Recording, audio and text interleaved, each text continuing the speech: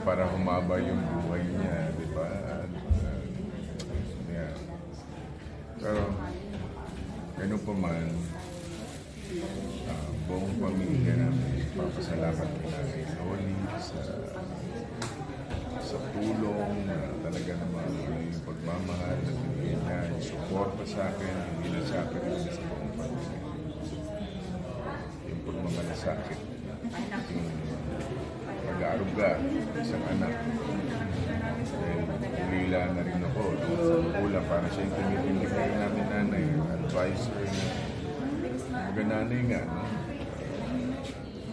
Pero ganun pa man, nanay, we love you, hindi ka namin.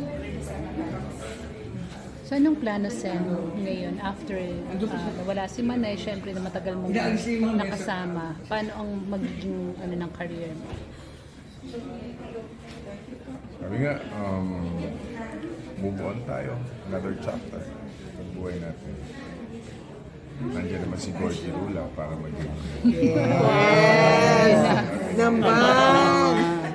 full-time manager na si Gorgie. Yes! Manager na.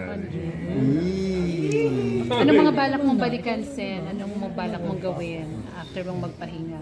Gagawa ka ba agad? Magpa-kondisyon ulit. Magpa-pogi. Pogi ka naman, no? Pumayat ka. Pumayat ka ni. Basta importante, maging matatag tayo. At ano ba, mapagpatawad ba tawag dyan? Yes. May mga dapat patawarin, Sen? Grabe talaga yan, no? Marami. Marami. And, hindi mo na kumapagkaling na tao. Pero nag-self-reflect kasi. Dumaan ka sa ganong proseso. Lahat yan, pagdadaanan mo sa mga sa pag-ibig. Ano ba eh? Parang i-rewind mo yung buhay mo. Isang bakit ka. Wala akong makita dahil I did my best. Kaya miskin tinatanong ko rin kay nanay, nanay, saan ba tayo ng kami? Perform mo po. Yung paso-paso, ay makulit sa lahat. Nadali nga lang tayo ng fake news. Ayun nga, Sen, balak mo Fake bang... news, yun nga, at least na-inform natin ang tao about that fake news.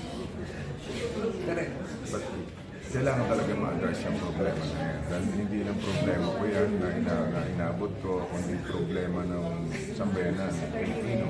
Dahil maraming nadadali ng fake news. Kailangan gumawa talaga ng batas, ang Kongreso, Senado, para masusunod. Pero may balak ka bang